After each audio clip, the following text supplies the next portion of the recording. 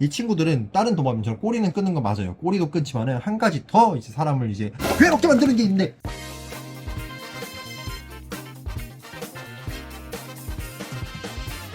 자, 반갑습니다. 다정한 남자입니다. 간만에 파충류 리뷰로 이제 영상을 이제 준비를 해봤고요. 이번에 마다가스카르에서 파충류들이 들어왔어요. 마다가스카르에서는 국가에서 이 파충류 수출에 대해서 좀 엄격하게 이제 관리를 하고 있어서 정해진 기간 동안 일정 수량만 이제 허가를 내주고, 그리고 그 정해진 수량을 허가받은 사람들한테 판매를 해요. 그래서 그 사람들이 수량을 얼마만큼 수출이 가능한 정부로부터 구매를 해서 일정량의 개체들을 반출을 하는데, 그 이후로는 마다가스카르에서 이 생물의 남획을 막기 위해서 딱 일정 정해진 수량만 허가를 내준 건데, 이것도 이제 그 국가 사업 중 일부니까 완전히 막는 건 아니고 정해진 숫자만 이제 허가받은 농장을 통해서만 수출을 하거든요. 근데 이제 대다수가 독일 아니면 일본 이쪽으로 나가다 보니까 한국으로 들어온 수량이 많진 않아요. 그래도 이번에 지금 시기에 들어오게 되는 건 좀 이례적인 일이긴 한데, 지금 시기에 마다가스카르에서 사이테스 종이 아닌 논사이테스의 파충류들이 한국에 들어왔거든요. 깜짝 놀랐어요. 제가 이제 인스타그램에 올리고 나니까 엄청나게 많은 분들이 관심을 주신 거예요. 그중 대표적으로 이제 인기 많이 주신 아이가 바로 피쉬 스케일 개코, 학명으로는 이제 마쿨라타하고 두 번째 티피카라고 있는데, 여기 보이시는 이 덩치 큰 친구, 이게 바로 이제 피쉬 스케일 개코 마쿨라타라는 친구거든요. 저희가 잘 알고 있는 피쉬 스케일 개코죠. 근데 이 친구들이 왜 피쉬 스케일이냐, 이름 그대로 번역을 하면은 이제 물고기 비늘이라는 뜻인데, 일반 도마뱀들과는 좀 다른 면이 있어요. 바로 이 피쉬 스케일 개코의 특징. 자, 한번 꺼내서 보여드릴게요. 이 비늘이 특이해요. 일반적인 도마뱀들은 잡으면 꼬리를 끊고 도망을 가잖아요. 근데 얘네는 또 다른 특징이 있어요. 바로 뭐냐, 여기 있는 이 비늘을 뜯어내는 거예요. 이 비늘이 두 개가 이제 거의 벗겨지려고 하는데, 살짝 꺼내볼게요. 핀셋으로 잡아가지고 이 비늘만 뚝 떼볼게요. 천천히. 보이시죠? 이런 식으로 비늘이 똑똑 떨어지는데, 그 이유가 뭐냐면은 이 친구들은 다른 도마뱀처럼 꼬리는 끊는 거 맞아요. 꼬리도 끊지만은 한 가지 더 이제 사람을 이제 괴롭게 만드는 게 있는데, 자, 아주 작은 해프닝이 있었는데요. 이 피쉬 스케일 개코는 만지면은 꼬리를 끊고, 그 외에도 이 적들이 얘네를 물잖아요. 그러면 여기 있는 비늘을 다 벗어내요. 이 물고기들 보면은 저희가 손질할 때 비늘을 막 벗기잖아요. 얘네도 똑같이 이 비늘을 쫙 벗으면서 이제 일종의 탈피같이 해가지고 비늘을 쫙 벗어내고 그 내부에 있는 몸치는 도망을 가는 그런 이제 진화의 방향을 이뤘거든요. 그래서 피쉬 스케일 개코라고 하는데, 가끔 잡을 때 얘네들이 막 탈출할 때 세게 잡으면은 이 비늘이 쫙 벗겨져요. 그래서 생살만 나온 경우가 있거든요. 그래서 이쪽을 자세히 보시면은 비늘을 이렇게 들춰보면은 이 내부에 살 같은 그 생살들이 보이거든요. 그래서 일반 도마뱀이랑 다르게 얘네는 딱 똥질한 닭 같은 모습을 볼 수가 있어요. 근데 이 비늘이 너무 많이 벗겨지게 돼서 이제 생살이 많이 나오게 되면 애들이 감염증으로 죽는 경우가 있거든요. 그래서 얘네를 키울 때는 항상 주의해야 될 게, 이 비늘이 벗겨지지 않게끔 조심을 해야 되고요. 정말 세게 주지 않는 이상은 비늘이 벗겨지는 경우는 거의 없고, 다만 사람이랑 어느 정도 친해지고 나면은 이 개체들이 사람이 근처에 오면 밥 달라고 막 마중을 나오는 경우도 있어요. 그런 모습을 보고 사람들이 되게 감동을 받아서 얘들을 다 핸들링을 해야겠다고 손에다 올리면은 이게 애들이 막 손 위로 올라와요. 그 모습까지 보면 그게 그 개체의 마지막 모습일 수가 있어요. 얘네들이 엿먹어라 하고서는 바로 도망을 가서 치거든요. 그렇기 때문에 사람을 따른다기보다 사람과 적응을 했는데, 그렇다고 사람을 편하게 느끼는 건 아니니까 이 친구들을 키울 때는 한없이 그냥 관상만, 그냥 눈으로만 본다는 생각으로 하고 키워야 되지, 얘네하고 괜히 내가 내적으로 친밀감이 들었다라는 진짜 잘못된 생각을 갖고서는 막 핸들링을 하고 만지고 하면은 영원히 돌이킬 수 없는 상황이 생기니까 그냥 눈으로만 보시는 게 좋아요.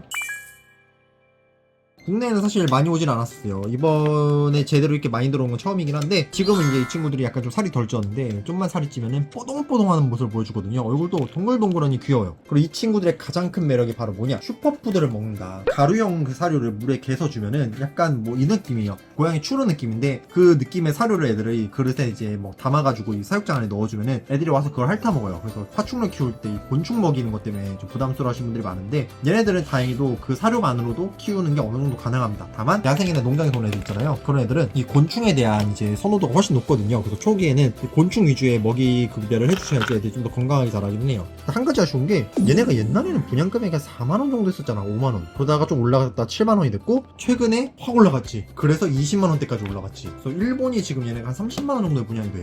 한국이 점점 일본을 따라잡는 느낌이긴 한데, 그게 어쩔 수가 없는 게, 이 현지에서의 이 반출 허가량이 이제 좀 줄어들고, 그리고 원하는 나라가 많다 보니까 이 금액이 계속 올라가고 있는 게 좀 단점이기는 해요. 귀엽단 말이지. 그리고 이 친구의 또 다른 차이점이라면, 이 티피카는 여기 마쿨라타보다 훨씬 작게 자란다는 거. 이게 거의 다 자란 거고요. 그리고 알은 벽면에다가 2개씩 붙여놨는데, 이런 나무 껍데기 있잖아요. 이런 것도 최대한 많이 넣어주면은 그 틈에다 알을 2개씩 낳아요. 그러면은 와, 어미가 되게 사랑스럽게 알을 낳고, 그리고 이 일정 기간이 지나면은 이 알이 부화를 하는데, 부화도 잘해요. 온도는 한 26도, 실내 온도 정도 부화를 하는데, 그렇게 태어나는 새끼가 딱 나와가지고 되게 귀엽게 어미하고 옆에 붙어있는 모습을 보잖아요. 그러면은 너무 순식간에 어미가 새끼를 먹어버려요. 그러니까 키울 때는 항상 주의해야 될 게, 어차피 지능은 거의 얘네들은 메뚜기 수준이라 생각하시면 돼요. 파충류한테 많은 기대는 하지 마시고요. 그냥 알을 낳는 걸 항상 체크를 하고 알은 또 따로 분리를 해주셔야 돼요. 피쉬스케 게코는 또 살이 막 찌는 모습 보면은 떡실떡실해가지고 살쪄가지고 그런 모습 보면 진짜 귀엽거든요. 다만 그 인스타그램 올린 친구는 이 친구인데 많은 분들이 약간 오해를 하시고 얘로 이제 생각을 해서 얘를 많이 입양을 하셨는데요. 사실은 이 친구입니다. 물론 이제 야생에서 아니면 농장에서 들어오는 애들이 처음에 이 박력이 좀 많이 넘치다 보니까 이렇게 와일드하게 생기긴 했는데 얘네들도 좀 오래 키우면은 이제 가정 내에서 좀 더 이제 온순하고 좀 이쁜 모습을 보여주거든요. 그리고 얘네 특징이 다리가 되게 짧아. 약간 뒷다리가 하늘다람쥐 같지 않아? 하늘다람쥐 딱 그런 느낌 있네요. 그렇지. 근데 얘네가 이 마다가스카르 생물들이 좀 특이한 점이 성격이 왜 이렇게 곱창이 났나 난 그게 항상 궁금했거든. 근데 이제 답을 알 것 같아. 내가 마다가스카르 갔다 왔잖아. 그러니까 얘네가 왜 성격이 이러냐면은 포유류는 되게 느긋해. 여우 원숭이도 막 착하잖아. 싸울 때 막 침팬치 전쟁으로 서로 죽이잖아. 얘네들은 그냥 손으로 삿대질하면서 욕하는 전쟁이야. 딱 그 정도 수준의 온순한 생물들이 모인 나라에서 왜 파충류들이 이렇게 빠르고 난리가 났나. 내가 보기 얘야. 얘네가 범인이야. 얘네가 툴레아라는 지방이 살아요. 마다가스카르 남부에 있는 지방인데 거기는 작은 숲에 사는데 이 자이언트 대게코는 그쪽에 안 살지만은 그 지역에 이 자이언트 대게코의 친척인 스탠딩 대게코로 살아요. 덩치도 비슷하고 오히려 길이는 좀 작을지언정 덩치는 비슷하잖아. 딱 얘네가 수입 들어왔을 때 얘가 가장 먼저 보인 행동이 뭐였어? 먹이 반응이었잖아. 바로 네. 어항에 붙어서 얘네 잡아먹으려 했거든. 현지에 얘네들이 너무 많아요. 이 대게코들이. 그래서 죄다 이런 애들을 주워 먹다 보니까 이 소형 게코들이 성격이 엄청 예민하고 엄청 빠르고 막 꼬리 자르고 비늘 떼고 막 이런 게 아마 얘네가 너무 우점종이라서 그렇지 않을까. 거기 현재 갔을 때도 스탠딩 대게 개코들이 엄청 많이 붙어가지고 작은 소형 대게 개코들을 막 몰아내는 거야. 막 잡아먹고. 그런 거 보고서 내가 느꼈던 게 그렇기 때문에 얘네들이 그 착한 동물들밖에 없는 섬에서 이 도마뱀들만 성격이 이렇게 막 박살이 났을까 싶었는데 그게 바로 이 대게 개코들 때문에 얘네가 살기 위해서 진화한 게 아닐까. 와, 똥 쌌다. 이거 좀 이따 등강 좀 봐보죠. 네. 얘도 참 이쁜데 얘도 한번 꺼내서 보여드릴까? 걔 엄청 빨라요. 그치, 미사일이지. 네. 방금 한번 잡다가 뛰쳐나갔어.